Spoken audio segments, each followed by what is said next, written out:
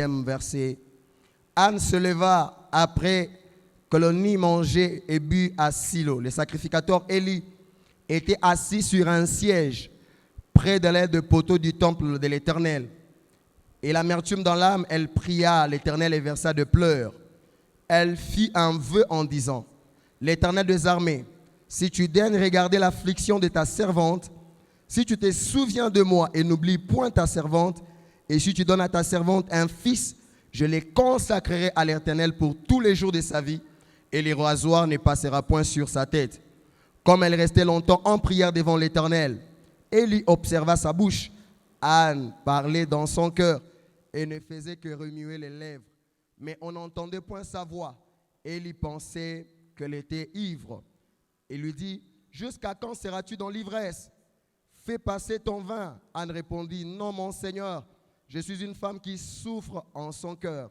Je n'ai bu ni vin ni boisson enivrante, mais je répandrai mon âme devant l'Éternel. Ne prends pas ta servante pour une femme pervertie, car c'est l'excès de ma douleur et de mon chagrin qui m'a fait parler jusqu'à présent. Élie reprit la parole et dit, va en paix, et que le Dieu d'Israël exauce la prière que tu lui as adressée. Élie dit, que ta servante trouve grâce à tes yeux, et que cette femme s'en alla. Elle mangea, et son visage ne fut plus le même. Ils s'élevèrent de bon matin, et après avoir adoré l'Éternel, ils s'en retournèrent et revinrent dans leur maison à Rama. Parole du Seigneur, on peut acclamer la parole de Dieu.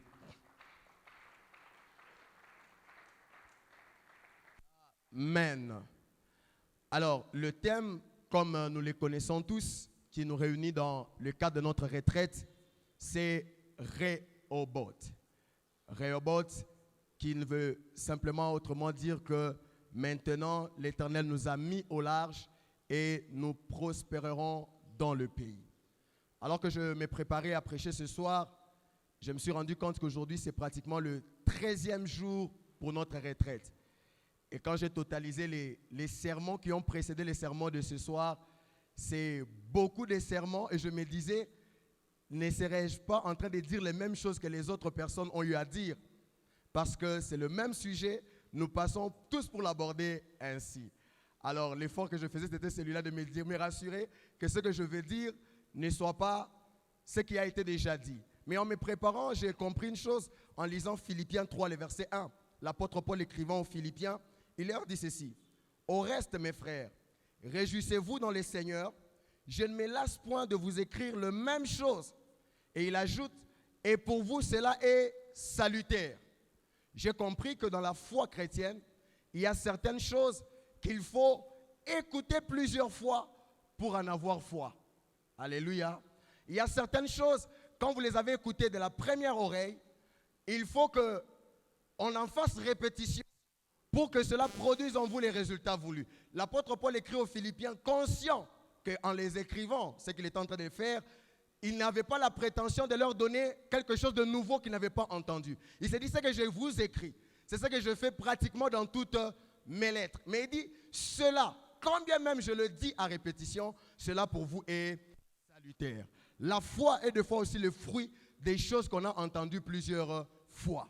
Alléluia, alléluia. Et surtout si c'est la parole de Dieu, on ne peut jamais se lasser de l'écouter. Et quand bien même on peut l'écouter, c'est l'écouter dans le même terme, dans le même mot, mais les résultats que cela va produire en nous n'est pas le même. Alléluia, alléluia.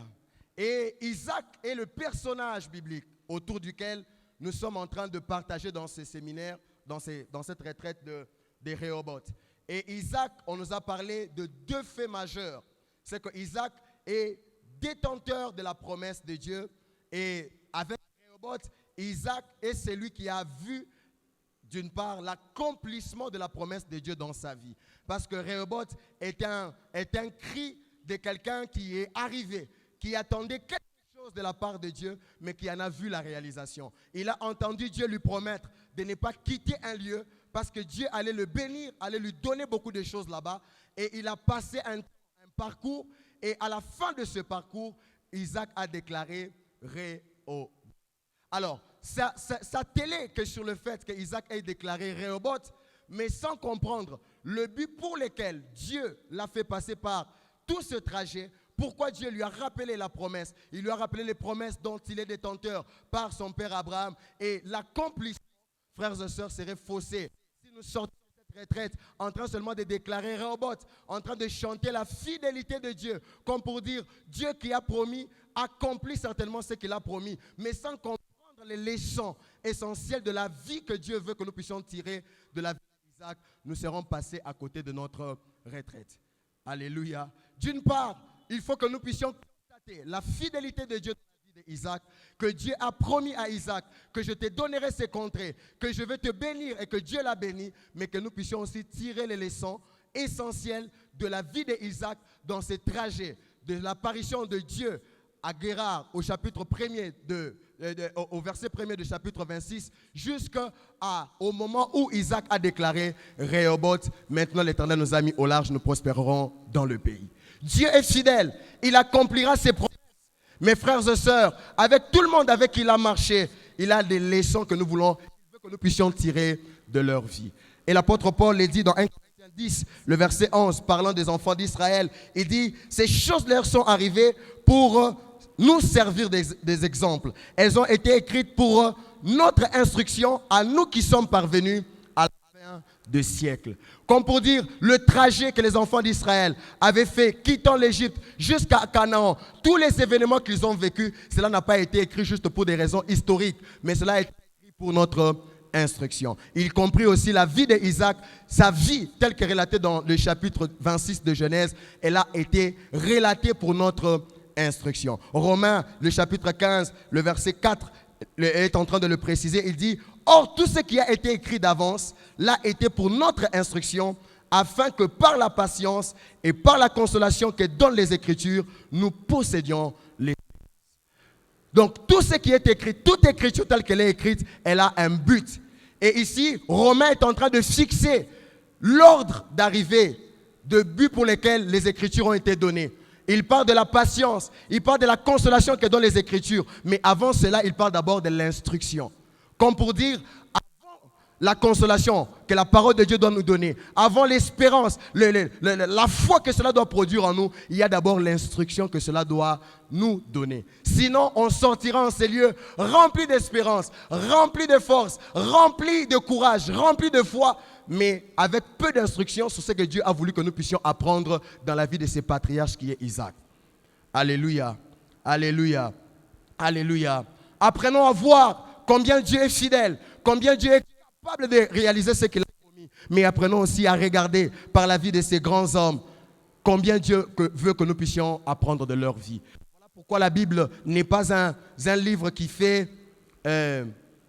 l'apologie que de valeurs des patriarches. Vous imaginez un patriarche comme Abraham, que la Bible nous relate que ce dernier ait menti, que Sarah n'était pas son épouse chez Abimelech, comme aussi Isaac a eu à le faire. Cela veut nous montrer que la Bible, elle veut nous montrer les choses telles qu'elles sont, afin que nous apprenions de ces gens, tant de leurs faiblesses, tant aussi de leurs points forts. Sinon, si c'était un livre humain, le père de la foi, Abraham, si c'était moi, par exemple, qui devais écrire la Bible, je n'aurais pas mis cette partie ici parce que je me dirais, ça va scandaliser les gens. Comment le père de la foi, comment Isaac, détenteur de la promesse, aurait-il dit au devant d'Abimelech que Rebecca n'était pas son épouse et qu'elle était sa sœur? Humainement, quand on veut même parler de quelqu'un quand il est déjà mort, on ne fait pas généralement allusion de ses points faibles. On va toujours dire c'est quelqu'un de bien, c'est quelqu'un de formidable, c'est lui qui a construit ceci dans notre quartier, c'est lui qui a fait. Mais la Bible n'en est pas ainsi. La Bible ne colorie pas certaines parties de la vie de patriarche. Quand bien même ce sont des exemples pour nous, mais la Bible nous les présente. La Bible nous les présente tant dans leurs points forts que dans leurs points faibles. Parce que la Bible veut qu'on apprenne tant de leurs erreurs que de leurs prouesses. Alléluia. Alléluia. Voilà pourquoi, ce soir, la Bible veut nous amener à comprendre cela. Nous sommes en train de déclarer Rehoboth. Nous avons reçu beaucoup de paroles d'encouragement quant à cela. Que le Seigneur accomplit. Le Seigneur est fidèle à ses promesses. Mais qu'est-ce que nous devons apprendre d'Isaac? Qu'est-ce que la vie d'Isaac nous apprend? Qu'est-ce que son pèlerinage à Guérard nous apprend? Parce que toute sa vie, c'est une école. Comme la Bible aussi est toute une école que nous devons apprendre. Le point faible, comme je le disais, comme Isaac, effectivement, il devait, je ne sais pas, à l'exemple où, contrairement à son père Abraham, éviter de tomber dans la même erreur que Abraham était tombé devant Abimelech de son époque. Parce que vous savez qu'Abraham avait nié que Sarah était son épouse. Mais ici, nous voyons Isaac aussi, dans les mêmes circonstances, devant le même peuple, devant l'autorité de la même valeur, s'est comporté exactement comme son père Abraham. Donc, autrement dit, de ce côté-là, Isaac n'a pas appris sur la vie de son père pour comprendre que le fait qu'Abraham ait menti avait des conséquences. Et heureusement pour lui qu'Abimelech lui avait compris et il avait protégé Rebecca, il avait aussi protégé le Philistin. Alléluia, alléluia. Et de points forts des patriarches comme Abraham, comme Isaac, nous devons aussi apprendre comme Hébreux 6, le verset 12, nous dit, la Bible dit, en sorte que vous ne vous relâchez point, mais que vous imitiez ceux qui par la foi et la persévérance héritent les promesses de Dieu. Ok, la Bible ne nous parle pas de ces grands hommes comme Isaac, comme Abraham, seulement pour le plaisir de comment ils ont obéi, de comment ils ont écouté la voix de Dieu. La Bible dit, en sorte que nous ne puissions pas nous relâcher, mais que nous puissions les imiter, afin qu'en les imitant, nous puissions arriver aussi au même résultat que eux. Parce que j'aimerais vous dire que Isaac qui a déclaré Rehoboth n'est que le résultat de certains actes que Isaac a posés. Rehoboth n'est pas le fruit d'un hasard. Rehoboth n'est pas une déclaration éclair qui n'est sortie de nulle part, que Isaac a déclaré comme ainsi. Rehoboth est venu après un parcours. Rehoboth est un résultat. Rehoboth est comme une proclamation. Donc si Rehoboth est la proclamation, donc Isaac a eu à passer certaines épreuves, certains examens qui ont amené qu'à la fin, la côte qui lui était réservée était Rehoboth. Alléluia, alléluia. Est-ce que nous sommes ensemble? Est-ce qu'on peut acclamer le Seigneur? Alors, de ce grand homme qui est Isaac, ce patriarche Isaac, nous apprenons de lui, pas seulement de ses points forts, de ses qualités, mais aussi de ses points faibles. Certainement qu'à la fin, nous allons prier. Pour mieux aussi même prier, il faut bien comprendre les trajets que Dieu a eu à faire avec Isaac. Et de son école, de l'instruction que nous devons apprendre d'Isaac, j'ai eu à ressortir deux aspects importants de son école. Il y a d'abord l'aspect ayant trait à l'école de son cœur et aussi l'école de son caractère. Parce que vous allez voir que le Dieu à qui Isaac parle et le Dieu que Isaac qui vient déclarer Rehoboth à la fin n'est pas le même Isaac. Il y a eu des choses qui se sont passées. Ce n'était pas la même personne à qui Dieu a parlé pour dire je serai, toi ne t'éloigne pas d'ici. Et ce n'est pas la même personne qui, à la fin, a déclaré Rehoboth. Comme je disais, Rehoboth est une conséquence, est une résultante de certaines choses que Isaac a eu à connaître. Autrement dit, si Isaac n'avait pas connu ces choses, Isaac n'aurait pas déclaré Rehoboth. Parce que Dieu, dans sa souveraineté, serait venu, il aurait dit à Isaac, comme j'ai dit à Abraham, je lui ai fait la promesse, sois béni, sois prospère. Isaac aurait été prospère sans avoir lutté, sans avoir rencontré les querelles, sans avoir rencontré l'opposition. Et dans l'école du cœur d'Isaac, Dieu a su parler à son cœur. Et là, c'est dans les versets que nous avons lus à l'introduction. C'est que Dieu a parlé au cœur d'Isaac. Et Dieu parlant au cœur d'Isaac, il lui a révélé les plans qu'il avait pour sa vie au travers de l'alliance contracté avec Abraham. Il lui a dit, je me rappelle du serment que j'ai eu à faire à mon serviteur Abraham. Reste ici, je te bénirai, ta postérité sera bénie. Dieu se révèle à Isaac, il parle à son cœur, il lui révèle le plan qu'il a pour sa vie. Alléluia, alléluia. Et il en est ainsi quand Dieu vient de nous, quand Dieu veut traiter alliance avec nous, quand Dieu veut venir dans notre vie pour nous consoler, pour nous visiter, Dieu se révèle à nous par ses plans, par les intentions qu'il a pour nous. Quand vous lisez les chapitres, c'est l'un des chapitres les plus connus de la Bible, Jérémie 29, le verset 11, Dieu parlant aux enfants, aux habitants de Juda, quand ils étaient en captivité, d'ailleurs sur une terre étrangère, quand Dieu libère cette parole par le prophète Jérémie, il dit, car je connais les projets que j'ai formés sur vous, dit l'Éternel, projet de paix et non de malheur, afin de vous donner un avenir et de l'espérance. Les gens qui étaient en captivité, les gens qui vivaient des moments difficiles, qui vivaient un moment où ils étaient oppressés par le pouvoir babylonien, mais quand Dieu leur apparaît, quand Dieu se se révèle à eux, il se révèle par le plan, par ses intentions. Dieu leur dit, j'ai des plans de bonheur pour vous, j'ai des plans de prospérité pour vous, je n'ai pas des plans de malheur. Ces plans-là, c'est pour vous donner un avenir et aussi de l'espérance. Il en est de même quand Dieu est apparu à Isaac, au moment où il y avait la famine à Guérard, Dieu parle à Isaac. Et quand Dieu parle à Isaac, il lui parle en termes de promesses qu'il avait faites à Abraham. Il lui dit, tu es béni. Je fais ce serment à Abraham. Je te bénirai. Ces contrées d'ailleurs t'appartiennent. Ne t'éloigne pas de cela. Et Dieu donne une liste de bénédictions qu'il avait attachées à l'alliance qu'il avait faite avec Abraham, auquel il réitère à Isaac pour lui dire, je te bénirai, je ferai de toi grand, ta postérité sera grande et toutes les nations de la terre seront bénies en elle. Là, Dieu a un objectif, c'est pour donner de l'espérance, pour créer la foi, pour créer l'assurance dans le cœur d'Isaac. Là, Dieu se révèle ainsi par le moyen de la parole, au moyen de ses promesses dans notre vie. Voilà pourquoi même quand Dieu est venu délivrer les enfants d'Israël de l'Égypte, Dieu ne leur a pas dit, je vous amène dans un pays quelconque. Il a décrit le pays dans lequel il devait les amener. Il a dit, je vous amène dans un pays où coule le lait et le miel. Autrement dit, c'est pour que les enfants d'Israël apprécient, qu'ils aient de l'amour pour le pays que Dieu leur a promis. Il leur a dit, ce pays-là, où habitent les Éviens, où habitent, il cite même les populations, c'est un pays où coule le lait et le miel, et je vous y amènerai. Ça, c'est un point dans lequel on nous a parlé pour dire, Dieu a un plan pour nos vies, Dieu a des promesses qu'il nous a faites, Dieu a des choses qu'il compte faire avec chacun d'entre nous. Mais Isaac ne s'est pas seulement limité là, Dieu ne lui a pas seulement parlé, Dieu ne lui a pas seulement révélé ses intentions, mais Dieu l'a laissé aussi découvrir comment cela va s'accomplir. Et c'est la deuxième école d'Isaac, c'est l'école du caractère. Et ça, c'est venu non pas par l'écoute de la parole, mais c'est venu par l'expérience qu'Isaac a eu à connaître. Et cette expérience a forgé le caractère d'Isaac. Cette expérience a donné à Isaac certaines choses qu'il ne pouvait pas avoir par le simple fait d'avoir écouté la parole, mais qu'il devait rencontrer sur son chemin, le chemin de la promesse que Dieu lui a donnée. Frères et sœurs, Dieu ne se limite pas seulement à nous faire des promesses, mais Dieu veut que nous puissions avoir la mentalité propre aux promesses qu'il nous fait. Dieu ne nous promet pas seulement le bonheur, Dieu ne nous promet pas seulement des bénédictions, mais Dieu veut que nous ayons la mentalité, que nous ayons des aptitudes, les attitudes réelles pour vivre dans sa bénédiction. Les bénédictions de Dieu, on ne les vit pas avec notre mentalité ancienne. Voilà pourquoi Dieu ne se limite pas qu'à parler à notre cœur, mais Dieu nous aussi l'école du caractère, par laquelle il permet que, au-delà du fait que nous avons les promesses, au-delà du fait que nous avons ces bénédictions sur nous, Dieu nous permet que nous puissions découvrir cela afin de travailler, de produire notre caractère. J'aimerais dire cela à quelqu'un, frères et sœurs. Il y a des choses que l'on apprend de Dieu que par expérience. Il y a des choses qu'on connaîtra de Dieu que par expérience. Tu ne pourras jamais déclarer Rehoboth si tu n'as pas une expérience avec Dieu.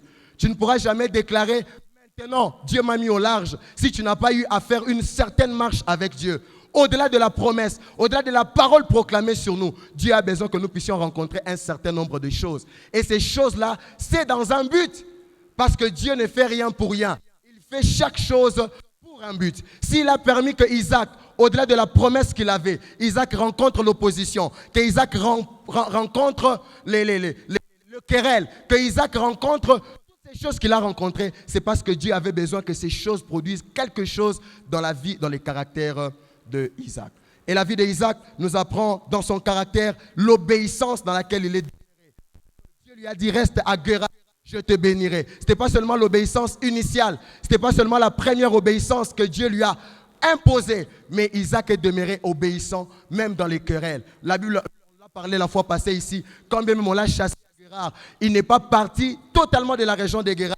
Il est allé dans les régions, dans la plaine de Guérar. Il est resté dans les circuits de là où Dieu lui avait dit de rester afin de recevoir sa bénédiction. Frères et sœurs, ça, c'est dans la marche. Ça, c'est dans l'école de l'expérience, dans l'école du caractère, dans la marche de l'accomplissement de la promesse que l'on peut découvrir cela. Et il y a toujours ce psaume qui me vient généralement à l'esprit, le psaume 91, le verset 1.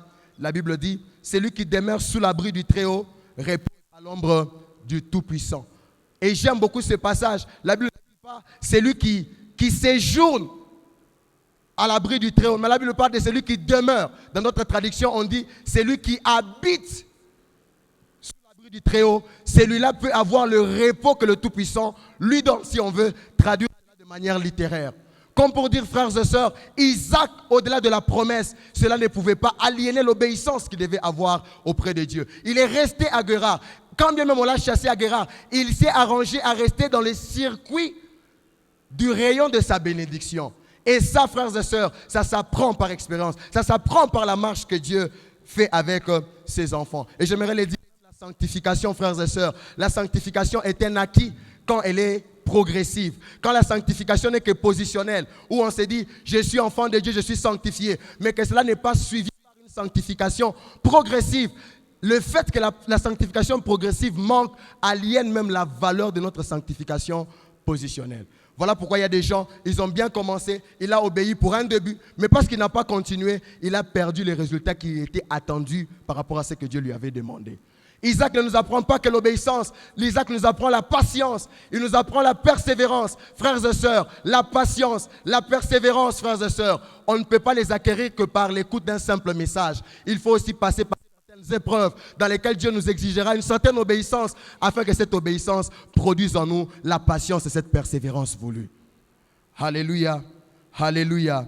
Dans Jacques 1, le verset 3, la Bible dit, sachant que l'épreuve de votre foi produit la patience. Quand vous lisez 1 Pierre 1, le verset 7, la Bible dit, afin que l'épreuve de votre foi, plus précieuse que l'or périssable, qui cependant est éprouvée par le feu, ait pour résultat la louange, la gloire et l'honneur lorsque Jésus-Christ apparaîtra. Donc, les épreuves, les tentations, ces choses qu'Isaac devait rencontrer là à Guérard, Dieu le permettait pour que cela produise dans son caractère certaines choses, lesquelles allait lui permettre de se maintenir dans les bénédictions que Dieu lui avait promis. Alléluia, alléluia, alléluia, alléluia. Et j'aimerais dire cela, il n'y a aucun champion de Dieu qui n'est passé par cette école. Je vois un homme comme David, Dieu appelle le prophète, il va dans la maison de son père. La Bible dit, Dieu lui signifie ce qu'il attend faire de lui. Il est même roi d'Israël. Mais ce n'est pas du moment où il est roi que David a été reconnu comme roi d'Israël. Quand vous regardez la distance, quand le prophète Samuel s'est rendu dans la maison de son père, et le moment où il a été effectivement intronisé comme roi, il y a un chemin qui est passé.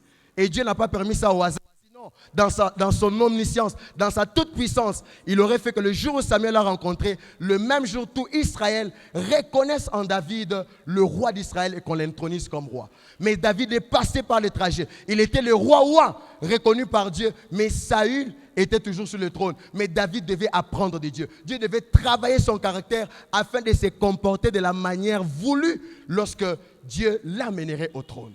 Frères et sœurs, si Dieu n'a pas épargné cela avec David, s'il n'a pas épargné avec Joseph, s'il n'a pas épargné avec Isaac, il n'épargnera pas aussi chacun d'entre nous.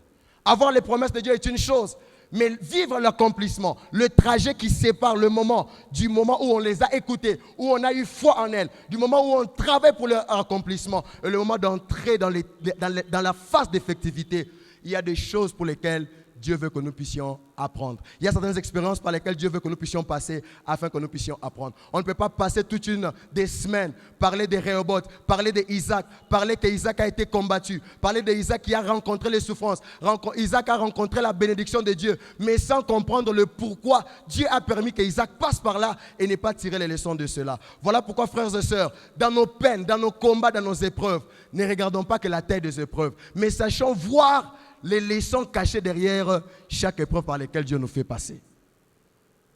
Amen. Amen. Parce que la plupart des fois, nous nous plaignons. Seigneur, je n'ai pas de travail. C'est un fait. Dieu ne t'a pas créé pour manquer du travail. Le projet de Dieu pour toi, c'est que tu aies du travail. Mais du chômage que tu passes, qu'est-ce que Dieu veut que tu apprennes? Mais la plupart des chrétiens, nous nous attelons beaucoup plus sur l'épreuve. Seigneur, il y a de querelles, il y a l'opposition, il y a le manquement. En s'attelant sur ça, nous perdons de vue les leçons, les paroles de Dieu par rapport à nous, par rapport à cela. Voilà pourquoi il y a des gens, quand il a le travail, quand vous regardez, vous vous dites, mais est-ce que c'est pour ça réellement que Dieu devait le bénir? Le problème, ce n'est pas que Dieu ne voulait pas le bénir. Si Dieu l'a béni, c'est parce que Dieu a des projets de paix, des bonheurs pour nous. Mais c'est lui qui n'a pas compris la leçon du chemin par lequel Dieu l'a fait passer. C'est ainsi que le jour où il a eu le travail, il est passé à côté. Il y a certaines bénédictions, la Bible dit, sont déjà fixés. Dieu a fixé que telle bénédiction va s'accomplir en tel temps. Mes frères et sœurs, il y a aussi d'autres bénédictions qui ne sont pas liées qu'en fonction du temps. Il y a d'autres bénédictions qui sont liées au fait que Dieu veut constater si nous avons appris réellement de lui ce qu'il veut que nous puissions apprendre. Quand Dieu amène les enfants d'Israël dans le désert, ce n'est pas que Dieu ait voulu qu'ils passent 40 ans. Mais s'ils ont passé 40 ans, c'est à cause de la dureté de leur cœur. Parce qu'il y avait des choses que Dieu voulait qu'ils apprennent, mais eux, dans leur incrédulité, ils ont mis 40 ans pour les comprendre. Ce n'est pas que Dieu avait prévu que les enfants d'Israël feraient 40 ans dans le désert. Frères et sœurs, s'il y a des bénédictions, certaines bénédictions auxquelles Dieu veut attacher certaines leçons de vie, certaines leçons de caractère. Par exemple, Dieu dit, pour que je te donne telle chose, il faut qu'il y ait dans ton cœur la patience. Du moment où tu n'es pas encore patient, même les prières ne vont pas précipiter l'accomplissement de cette promesse. Il y a aussi des promesses conditionnées par des leçons à apprendre. Dieu s'est dit, pour telle personne, c'est du moment où il aura compris ceci qu'il entrera à Canaan. Quand on n'a pas compris, on va errer 40 ans dans les déserts en train de tourner au même endroit, croyant que c'est Dieu qui tarde, alors que c'est nous qui tardons l'accomplissement de la promesse de Dieu. Est-ce que je peux entendre un amen? Alléluia. Toutes les bénédictions ne tardent pas qu'à raison du temps. Toutes les bénédictions ne tardent pas seulement parce que Dieu a son temps. Mais il y a d'autres bénédictions, le problème c'est nous. Dieu regarde notre cœur, il s'est dit, est-ce que si je lui donne ça maintenant, il va le gérer à bon escient? Je lui donne ça maintenant, est-ce que cela va servir au but pour lequel je vais lui donner? Parce que j'aimerais vous dire, frères et sœurs, que Dieu permette que l'on souffre, que Dieu permette que nous puissions être bénis. Dieu ne permet rien pour rien. Dieu fait chaque chose pour un but. Si Dieu permet par la souffrance, il y a un but que Dieu poursuit dans cela. Si Dieu permet que à une certaine étape de ta vie, tu manques le travail, Dieu a un but. Et pour la vie d'Isaac, c'est que nous avons compris que toutes les épreuves que Isaac est passé, c'était pour un but. C'était pour qu'à la fin, Isaac puisse dire Rehoboth.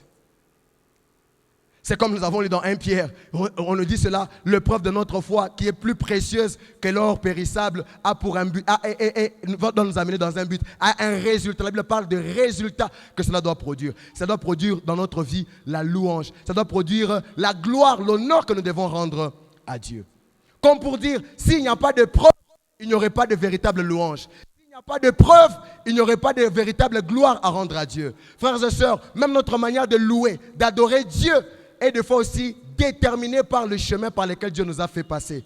Il y a des gens qui louent mieux Dieu parce que Dieu les a fait passer par certains chemins.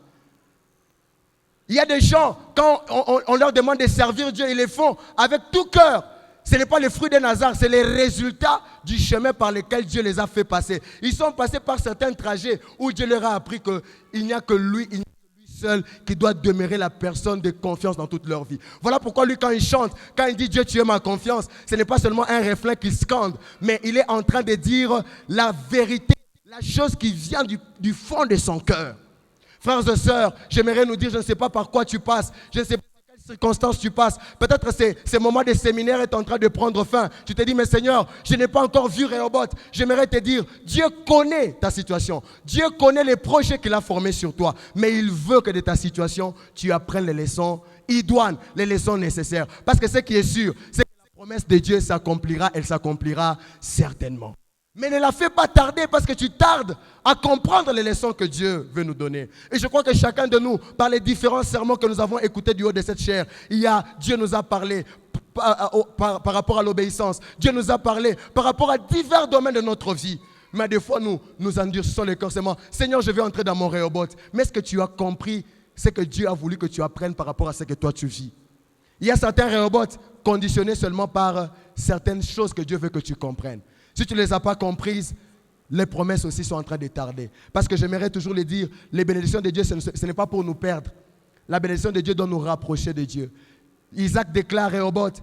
Isaac déclare, Dieu m'a mis au large. C'est un témoignage, c'est une louange qu'il rend à Dieu. C'est une confession du chemin que Dieu lui a fait passer. C'est une confession de la source de sa bénédiction.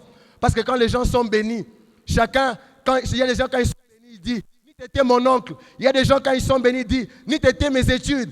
Et il y a des gens quand ils sont bénis, ils disent, ni t'étais mes compétences, ni t'étais mes relations. Mais Isaac, quand il dit l'Éternel m'a mis au large, il veut dire, quand bien même j'ai travaillé, quand bien même j'ai eu des serviteurs qui ont travaillé pour moi, mais ma bénédiction ne vient pas de mon travail, ma bénédiction vient de l'Éternel. Alléluia. Oh, j'aimerais, frères et sœurs, que nous apprenions les leçons par lesquelles Dieu veut que nous puissions apprendre par ce moment de séminaire, afin que le jour où tu vivras ton rebot, quand les gens vont chercher à comprendre la source de ta bénédiction, ils la cherchent dans les relations, ils ne trouvent pas. Ils cherchent dans les diplômes, ils ne trouvent pas. Ils se disent, certainement, ça ce n'est pas un homme, ça c'est la main de Dieu.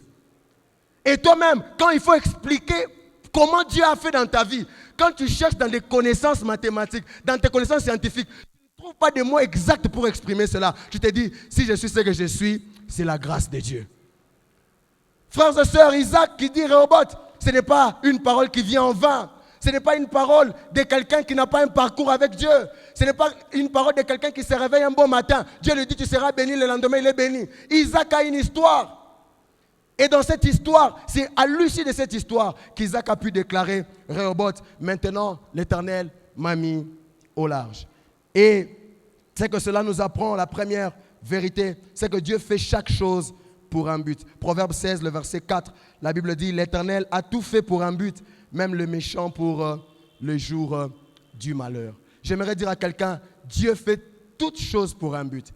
Toutes circonstances par lesquelles nous passons, Dieu le fait pour un but. Que Dieu permette qu'il y ait querelle, que Dieu permette qu'il y ait opposition, c'est pour un but. Et dans ces buts, j'aime Romains 8, le verset 28, la Bible dit, nous savons du reste, frères, que toutes ces choses concourent au bien de ceux qui aiment Dieu, de ceux qui sont appelés selon son dessein. Oh, j'aimerais dire à quelqu'un, par tous les chemins que nous passons, Dieu a un but. Il a un objectif qu'il veut atteindre dans notre vie. Mais que ce soit les moments difficiles, que ce soit des moments de joie, la Bible dit, tout ce moment-là concourt au bien de ceux qui aiment Dieu. Isaac ne l'aurait pas compris d'emblée. Comment moi qui ai les promesses de Dieu, comment moi, à qui Dieu a dit, je te donne ces contrées, comment les habitants de Guérard vont venir me combattre? Isaac, même dans la souffrance par laquelle tu passes, même dans les combats dans lesquels tu passes, Dieu a un but. Et ce but-là, à la fin, va faire concourir sa gloire dans ta vie. Dieu ne fait rien pour rien. Dieu ne peut pas permettre que tu dormes affamé pour rien. Tu manques du travail. Dieu ne peut pas permettre que tu manques du travail pour rien. Tout ce par quoi Dieu te fait passer, c'est pour un but. Frères et sœurs, nous ne sommes pas de ceux qui croyons au hasard. Il y a des gens, quand ils trouvent un travail, ils disent, chance. Non, frères et sœurs, nous, on ne vit pas par chance. Nous, Dieu a tout calculé dans notre vie. Et quand je suis béni, je ne peux pas dire, nabeti libaku, tobeti libaku te, nzamba pambolinde biso, dans son plan et dans son projet. Alléluia. Et nous ne savons pas voir cela d'emblée parce que nous ne savons pas comprendre les leçons que Dieu veut que nous puissions tirer. Frères et sœurs, je ne sais pas par quoi tu passes. Je ne sais pas qu'est-ce que Dieu t'a promis. Combien de temps cela prend. Mais j'aimerais te dire, Dieu fait chaque chose pour un but. Que tu aies manqué du travail, c'est pour un but. Que tu aies manqué ceci ou cela, maintenant, c'est pour un but. Mais la Bible dit, tout cela concourt au bien de ceux qui aiment Dieu. Frères et sœurs, la deuxième chose, la deuxième vérité que la vie d'Isaac nous apprend, c'est que les bénédictions de Dieu et leur accomplissement ne sont pas fruits de mérite, mais fruits de la grâce et de la faveur de Dieu. Frères et sœurs, nous ne vivons pas l'accomplissement des bénédictions de Dieu parce que nous les méritons. Nous vivons l'accomplissement des promesses de Dieu parce que nous sommes graciés par Dieu. Isaac, comme j'ai parlé à peine de l'erreur qu'il a commise là à Guérard, la même que Abraham avait commise. Mais est-ce pour autant que Dieu n'a pas accompli sa promesse dans sa vie? Frères et sœurs, la marche avec Dieu, ce n'est pas une marche de performance. Dieu permet des fois certains échecs pour que nous puissions comprendre qu'il va nous bénir. Ce n'a pas été par notre force. Frères et sœurs, l'accomplissement des bénédictions de Dieu, ce n'est pas un mérite, c'est une grâce que nous obtenons de la part de Dieu. Quand nous commençons à comprendre cela, même la manière de prier change. Il y a des chrétiens, quand ils prient Dieu, c'est comme s'ils imposent à Dieu. Seigneur, accorde-moi ceci. Bon, des fois, humainement, on le fait, c'est comme ça. Mais quand nous regardons même notre marche, notre niveau de sainteté, notre niveau de piété, nous ne méritons pas de recevoir les choses de la part de Dieu. Même Abraham, quand Dieu l'a déclaré juste, frères et sœurs, il y a toujours les niveaux. Il était dans la dispensation de la promesse. Dieu lui a fait la promesse. Mais même dans cette promesse-là, la grâce de Dieu était encore là. Ni était la grâce de Dieu, il ne serait pas déclaré juste. Parce que humainement, combien d'erreurs Abraham n'a-t-il pas commises? Combien Isaac n'a-t-il pas aussi commis? Tout ça doit nous enseigner pour nous dire, frères et sœurs, que Dieu accomplit des promesses, accomplit des bénédictions dans notre vie en vertu de sa fidélité et non en vertu de nos mérites ou de nos prouesses ou en vertu de de la force de nos prières. Parce qu'il y a des gens, même quand ils seront bénis après ce séminaire, ils vont commencer à dire, si j'ai dit telle chose, c'est parce que j'ai prié. Non, frères et sœurs, c'est pourquoi toi tu as prié, tu as obtenu. Il y a des gens qui l'ont obtenu sans prière. Mais Dieu l'a voulu leur donner dans sa souveraineté. Dieu reste Dieu. Il y a même certaines choses que tu as, que tu vis, pour lesquelles tu jouis des bénédictions maintenant, pour lesquelles tu n'as pas prié. Dieu, dans sa souveraineté, il te l'a donné. Parce que Dieu est fidèle et il est bon, frères et sœurs. Quoi que nous prions pour obtenir, effectivement, en priant, nous obtenons. Mais même dans nos prières, reconnaissons la grâce de Dieu, qu'elle est là. Quand nous regardons sa vie, quand nous regardons au-delà de ses prouesses, de ses qualités qu'il peut nous enseigner, on sait voir que c'est un homme faible, un homme faillible, mais qui a seulement trouvé grâce à Dieu. Voilà pourquoi, lorsqu'il a creusé le puits, quand bien même il est devenu riche, les habitants de Guérard avaient une main mise sur lui. Ils lui ont ravi. C'est comme quelqu'un qui dit, je vais au travail. Je travaille beaucoup. Tu travailles, mais tu ne sais pas jouir du fruit de ton travail. Oui, frères et sœurs, tu peux travailler si tu n'as pas la grâce de Dieu, mais tu ne sais pas jouir des bénéfices de ce travail. D'une manière ou d'une autre. Il y a des gens qui travaillent qui sont impayés. Il y a des gens qui travaillent, mais les jours où ils sont payés, ce sont des problèmes et des problèmes. Ils reçoivent soit beaucoup de demandes, soit les enfants tombent tous malades, jusqu'à ce que les derniers enfants soient guéris, les salaires aussi est épuisés. Il ne sait pas jouir de cela. Isaac a travaillé et le travail, grâce à Dieu, a produit des bénéfices. Mais Isaac n'en a pas joui. À un moment, parce que quand les résultats sont venus, on l'a chassé même sur la terre où il a travaillé. On a même remblé les puits que ses serviteurs ont creusés. Frères et sœurs, c'est la grâce de Dieu qui a amené Isaac dans son Rehoboth. Un moment où il a travaillé, il n'y avait plus de querelles, il n'y avait plus d'hostilité, il n'y avait plus de choses. Frères et sœurs, reconnaissons la grâce de Dieu. Isaac nous apprend que la grâce de Dieu demeure au-delà de nos mérites, de nos efforts. Quoi que nous fassions des efforts, quoi que nous travaillions, frères et sœurs, mais sachons puiser dans la grâce de Dieu. Parce que la grâce de Dieu, c'est elle qui nous permettra d'avoir un bonheur rempli plein. Tu peux te lever tôt, travailler durement dans la vie. Mais si tu es privé de la grâce de Dieu, frère, tu travailleras, mais tu ne jouiras pas le fruit de ce travail. Isaac a travaillé, béni de Dieu, mais il n'a pas joui de ce fruit pendant un moment. Mais il y a eu un moment où Dieu, dans sa grâce, dans sa souveraineté, a décidé que ce dernier entre dans son Rehoboth. Et la troisième, dernière vérité qui va nous amener à prier, c'est que l'objectif de l'accomplissement des promesses de Dieu n'est pas la satisfaction de nos passions charnelles, mais c'est la gloire qui doit être rendue à Dieu. Frères et sœurs, Dieu ne nous bénit pas pour satisfaire notre ego. Dieu ne nous bénit pas pour satisfaire nos désirs, nos passions charnelles. Quand vous lisez Jacques 4, le verset 3, parlant de prière, la Bible dit, à des fois nous demandons, nous n'obtenons pas parce que nous demandons mal. Pourquoi? Parce que nous demandons dans le but de satisfaire nos convoitises. Et Dieu aussi ne nous bénit pas pour satisfaire nos convoitises. Forcément, quand bien même il y aura un moment où, quand Dieu nous bénit, nous jouissons de cela. Mais l'objectif principal n'est pas celui-là. L'objectif principal, c'est la gloire qui doit tirer de cette bénédiction. Quand vous ne comprenez pas cela, vous allez croire que Dieu vous a béni pour marcher sur les autres. Vous allez croire que Dieu vous a fait entrer dans le Rehoboth pour aller rentrer à Guérard, tuer tout le monde que vous avez chassé autrefois, faire la guerre à Abimelech, alors que ce n'est pas ça l'objectif.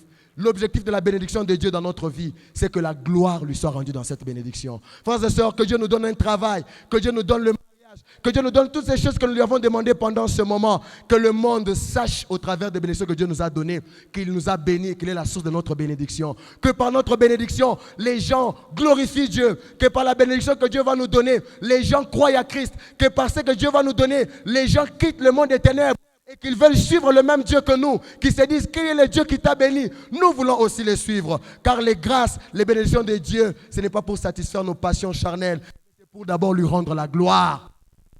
Frères et sœurs, ne viens pas demander parce que tu es en train de penser à quelqu'un qui te fait du mal. Tu te dis, Seigneur, fais-moi entrer dans mon Rehoboth afin qu'il voie que tu es avec moi. Dieu n'est pas dans ça, frères et sœurs. Dieu n'est pas dans les bénédictions. Il ne veut pas te faire entrer dans un Rehoboth pour que tu entres dans les polémiques après, pour dire, tu t'étais moqué de moi hier. Voici aujourd'hui Dieu a fait pour moi. Non, frères et sœurs. Il faudrait que même ceux qui t'ont fait la guerre, même ceux qui t'approuvaient, quand ils auront vu ce que Dieu aura fait en toi, qu'ils croient en Dieu, qu'ils se convertissent, qu'ils glorifient le même Dieu que toi. Voilà pourquoi Isaac a compris cela. À la fin, il peut dire Rehoboth. Sinon, s'il était inventaire et égoïste, il aurait dit quoi? Ma force et ma richesse m'ont donné ces choses. J'ai combattu et j'ai maintenant vaincu. Isaac ne s'est pas déclaré vainqueur, mais il a rendu la gloire à Dieu. Frères et sœurs, comprenez ces choses. Certaines personnes retardent certaines bénédictions dans leur vie parce qu'ils n'ont pas compris le but pour lequel Dieu le bénit. Même quand Dieu nous bénit, Dieu nous bénit pour un but. Voilà pourquoi quand on utilise la bénédiction de Dieu, autrement que dans les buts qu'elle nous est donnée, on tombe dans le péché. Les enfants d'Israël, au sortir de l'Égypte, Dieu a dit, demandez de l'or, demandez des choses en argent auprès des Égyptiens. Je vais vous faire trouver faveur auprès d'eux. On leur a donné ces choses. La Bible dit, Dieu a dépouillé l'Égypte à cause d'eux. Mais arrivé au désert, à l'absence de Moïse, ils ont pris les mêmes bénédictions, le même or que Dieu leur a donné pour se fabriquer un veau d'or. Frères et sœurs, je refuse tout esprit de fabrication de veaux d'or. Que l'or que Dieu nous a donné nous amène à rendre la gloire à Dieu. Le veau d'or, ça veut dire quoi? La même bénédiction que Dieu m'a donnée m'éloigne maintenant de la face de Dieu, m'éloigne maintenant de la volonté de Dieu. Isaac, quand vous lisez les versets précédents, la Bible dit, après avoir déclaré Rehoboth, Isaac a même bâti un autel à l'honneur de l'Éternel. Il a encore invoqué l'Éternel. Oh frères et sœurs, que Dieu nous donne des gens, après avoir expérimenté les Rehoboth, qui continuent à venir encore à l'église. Des gens, même s'ils sont devenus des hauts cadres dans des sociétés de la place, ils continuent encore à servir Dieu. Ils continuent encore à prier Dieu. Parce qu'ils reconnaissent que ce qu'ils ont, il n'est que grâce et ils ne peuvent pas oublier la source de leur bénédiction. Quand on n'a pas compris cela, frères et sœurs, Rehoboth t'éloignera de la face de Dieu. Tu feras comme les enfants d'Israël. Tu as l'or et l'argent. Au lieu que cela serve à la gloire de Dieu, tu te fabriques un veau d'or. À l'époque de Gédéon, il en était ainsi. Quand il a bâti aussi Madian, il est rentré avec beaucoup de présents. Ils se sont fabriqués une idole, les fautes, quelque chose comme ça à l'époque. La Bible dit, à cause de cela, beaucoup de gens en Israël se sont prostitués. La Bible parle de la prostitution, comme pour dire, ils ont détourné l'adoration qui devait être rendue à Dieu et ils ont donné cela à les fautes, comme pour dire, c'est ça qui nous a donné la victoire. Isaac bénit richement, mais il a reconnu, il a dit, Rehoboth, l'Éternel m'a mis au large. Il en est de même pour Anne, c'est là où je vais finir ce soir. Le deuxième passage que nous avons lu dans 1 Samuel, la Bible dit, elle était stérile, elle manquait d'enfants et elle avait sa rivale Pénina. On connaît bien l'histoire, la Bible dit, Pénina s'est moquée d'elle, il l'a mortifiée jour et nuit. Mais le récit de 1 Samuel, ce n'est pas la première fois que Anne vient prier pour demander à Dieu un enfant. Mais ici, on nous montre le moment où Anne est débordée par les mortifications de Pénina. Quand je suis en train d'analyser, je me dis, mais ce n'est pas la première fois. Anne a fait beaucoup d'années. Elle n'a pas d'enfants. Pénina a des enfants. Il s'est fait que toute femme, quand elle va au mariage, elle a besoin d'enfants. Mais ici, quand Anne vient prier, la Bible montre certains détails importants dans la prière de Anne. Anne avait besoin d'un enfant. Ça, c'est les désirs naturels de tout homme. Je veux être béni, je veux avoir ceci, je veux avoir un enfant. C'est un droit légitime. Mais à l'époque de Anne, la Bible dit qu'il y avait une crise en Israël. La crise était comme telle qu'il n'y avait pas de songes, il n'y avait pas des oracles. Parce qu'Israël vivait un moment de ténèbres spirituelles où Dieu ne parlait pas à son peuple. Ce que j'ai compris, c'était que Anne avait besoin d'un enfant. Mais Dieu avait besoin d'un prophète pour son peuple. Anne avait besoin d'un enfant qui allait satisfaire, combler ses peines, ses douleurs. Mais Dieu avait besoin d'un enfant qui allait être une bénédiction à des dimensions plus larges. Frères et sœurs, on peut être comme des Anne qui avons besoin de Samuel comme enfant, mais Dieu a besoin de Samuel comme prophète. Voilà pourquoi il n'y a que le moment où Anne a prié à Dieu disant, si tu me donnes cet enfant, je te le consacrerai. La Bible dit, à cette prière-là, quand Anne est rentrée, Anne a été visitée. Frères et sœurs, c'est notre manière de prier. Peut-être que tu as un sujet qui t'a pris à cœur durant cette retraite, pour lequel tu veux voir la main de Dieu. Mes frères et sœurs, n'es-tu pas en train de demander Samuel pour toi-même, alors que Dieu veut un Samuel bénédiction de tout Israël? N'es-tu pas en train de demander un enfant, alors que Dieu a besoin d'un prophète pour son peuple?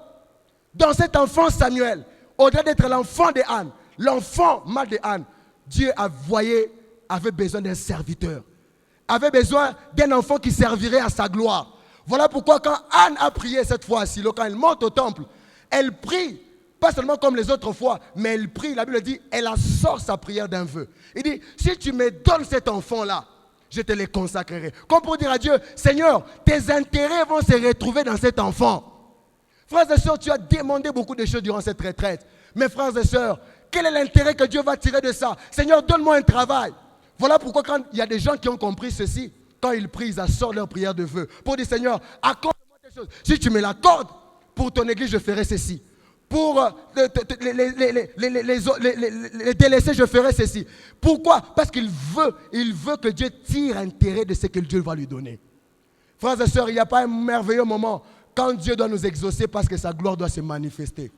Élie l'a compris au mont Carmel quand il priait. Il a dit qu'on l'on sache que tu es Dieu en Israël. Frères et sœurs, Dieu tient à sa gloire. Dieu tient à l'honneur qui doit lui être rendu. Voilà pourquoi quand il voulait détruire les enfants d'Israël dans les déserts, Moïse lui a dit, quand les Égyptiens la prendront, quand tous les peuples là la prendra de toi, ils diront que tu es incapable d'amener ton peuple jusque dans le pays que tu leur as promis. À cause de cette parole, Dieu avait arrêté la résolution de détruire les enfants d'Israël. Frères et sœurs, quel est l'intérêt que Dieu va tirer de ce que tu lui demandes dans ces Rehoboth? Isaac a reçu Rehoboth, il a bâti un autel à l'Éternel, il a glorifié le Seigneur. Le Philistin qu'il avait combattu autrefois, quand ils sont venus, il a traité une alliance de paix avec eux. Parce que certainement il avait compris que Dieu lui avait dit que par toi et par ta postérité, tu seras une bénédiction pour toutes les familles de la terre. Frères et sœurs, prions-nous seulement pour satisfaire notre ego, ou sommes-nous comme des ânes qui montons à Shiloh pour dire Seigneur, je veux telle chose, mais dans cette chose là-bas, je te servirai mieux dans tel domaine. Dans ce que tu vas me donner durant cette retraite, dans l'enfant, le travail que tu vas me donner, Seigneur, je vais prendre l'engagement de faire ceci, de faire cela. Frères et sœurs, prier avec vœux nous amène aussi dans une dimension différente. Prier avec vœux détermine aussi le niveau de notre engagement pour Dieu. On croit certainement dans ce que Dieu fera, mais on veut aussi rassurer, Seigneur, j'aimerais accomplir mon vœu à ton égard. Et le vœu là, ce n'est pas seulement satisfaire mon ego, mais c'est pour te rendre la gloire. Anne est montée au temple. Cette fois, elle n'a pas prié parce qu'elle était stérile, mais elle a prié parce qu'elle voulait que Dieu tire gloire de ce que Dieu allait lui donner. Elle a dit, si tu me donnes cet enfant, je te le rendrai, je te le consacrerai. Frères et sœurs, comment toi tu pries ce soir? Comment toi tu veux vivre ton Rehoboth ce soir? Est-ce que tu es préparé psychologiquement à comprendre cela? C'est que toutes les nations de la terre, par ce que Dieu va faire au travers de toi, je suis certainement convaincu que Dieu va nous bénir, Dieu va nous mettre au large, parce que sa parole est oui, amen. Dieu n'est pas un fils de l'homme pour mentir, il n'est pas un homme pour mentir, ni un fils de l'homme pour se repentir. Ce qu'il a dit, il l'accomplit certainement. Mais nous, quand on nous aura donné cela, est-ce qu'on pourra dire comme Anne, Samuel, maintenant il est né, je ne veux pas les garder, je vais les laisser au temple pour accomplir les vœux que j'avais faits à l'Éternel. Et il y a des choses que l'on vivra avec Dieu que quand on sera atteindre une telle dimension. Rehoboth, ce n'est pas un hasard. Rehoboth, ce n'est pas un matin, j'ai entendu Dieu me dire, il va me bénir, demain j'ai un travail. Rehoboth, c'est toute une histoire. Quand je regarde le combat à Ézek, quand je regarde le combat à Sitna, quand je vois la bénédiction et la paix que j'ai aujourd'hui, Seigneur, je te rends toute la gloire. Ce n'est pas un hasard. Frères et sœurs, ce soir, on va prier le Seigneur sur deux volets importants. C'est que tu veux demander à Dieu un enfant. Tu veux demander à Dieu Samuel. Tu veux demander à Dieu Rehoboth, que Dieu te mette au large, oui. Mais, quelle est la part de Dieu dans ce que tu attends qu'il te donne? Seras-tu à même, es-tu préparé le jour où Dieu va te le donner de dire Rehoboth? Comprends-tu que Dieu te bénit aussi pour les autres? Comprends-tu que Dieu te bénit non pas pour toi-même, mais il veut faire de toi une source de bénédiction pour les autres? Quand on n'a pas compris ça, on va chasser les Philistins quand ils viendront pour traiter l'alliance avec nous. Quand on n'a pas compris ça, le jour où on aura la paix de tous côtés, on se dira, c'est ma force et mon intelligence qui m'a amené là. Frères et sœurs, ce n'est pas à ça que Dieu veut nous amener. Et pour certaines personnes, Dieu a besoin juste qu'ils comprennent ça pour qu'il leur donne Samuel. Ce soir, je suis convaincu, frères et sœurs, tu as beaucoup prié durant cette retraite. Ce soir, prie avec précision. Je me rappelle Jonas, dans le ventre du poisson, il a demandé à Dieu de sortir de là. J'aime, à la fin de la prière, il dit, Seigneur, je t'offrirai des actions de grâce. À la fin de la prière, la Bible dit, une fois qu'il a déclaré cela, je t'offrirai des actions de grâce, le poisson l'a vomi. Il est sorti du ventre du poisson. Frères et sœurs, Dieu a besoin de tirer de ce qu'il va nous donner. C'est un mot humain un peu vulgaire, mais je n'ai pas un autre mot à employer. Mais Dieu a besoin de tirer la gloire. Il a besoin de tirer profit de ce qu'il t'a donné. Même si ce sont des aptitudes intellectuelles, des aptitudes spirituelles. Dieu a besoin que cela serve à sa gloire. Il a besoin qu'il y ait des gens dans cette église qui disent Rehoboth. Rehoboth comme pour dire l'Éternel m'a mis au large. D'abord Dieu comme pour dire c'est Dieu la source de ma bénédiction. C'est Dieu qui demeurera la sécurité de ma vie. C'est Dieu qui demeurera celui que j'adorerai. Les gens qui continueront à servir encore Dieu. Les gens que la paix et le bonheur amèneront à servir de mieux en mieux Dieu. Comme Anne, quand Dieu lui a donné Samuel, Samuel a servi à ce que Anne se rapproche encore plus de Dieu. Parce que Anne lui a donné à l'Éternel. Et ce que j'aime, parce que Anne a donné Samuel à Dieu, Dieu lui a donné encore d'autres enfants. Anne avait compris cela. elle ne s'est pas accaparée de Samuel et de Samuel. Elle a donné Samuel à Dieu et après Dieu lui a donné encore d'autres enfants. Frères et sœurs, ceux qui savent dire Rehoboth, Dieu le bénit encore davantage. Ceux qui savent laisser Dieu tirer gloire de ce qu'il leur a donné, ils ouvrent encore une grande porte de bénédiction dans leur vie. Si Dieu ne tire pas gloire de ce qu'il te donne ou de ce qu'il va te donner, frères et sœurs, tu vas toi-même arrêter le fil. Parce que Isaac, Rehoboth n'est pas tout.